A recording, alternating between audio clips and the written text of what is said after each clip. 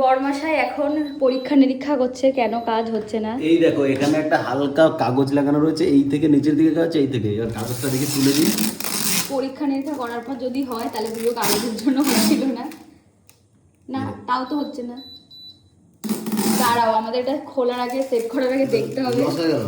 দাঁড়াও, আমাদের এটা সেট করার আগে দেখতে হবে না যেটা কি কি করতে হয় না করতে হয়।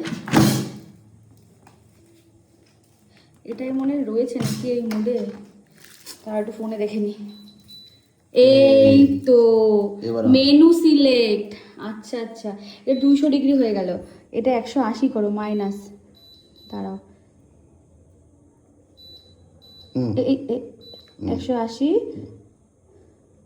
মেনু এটা হয়েছিল, মেনু তো এইটা সিলেক্ট হয়ে রয়েছে মনে হচ্ছে। মূর্খের দল সব। এই এবার হয়েছে এটা, এবার বুঝতে পারছো মানে? এই তো এবার দেখছো এটা জ্বলছে। হ্যাঁ, এবার কি করে করলে এটা চাপ দিয়ে? হ্যাঁ হ্যাঁ এই যে এবার নিচের গুলোতে আসলো,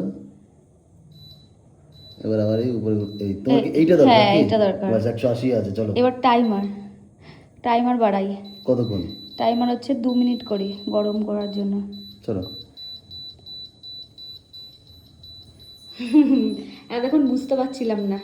আরে প্রথমবার না একটুখানি সমস্যা হয়। 1 মিনিটের বেশি হয় না। কি করে হয় না?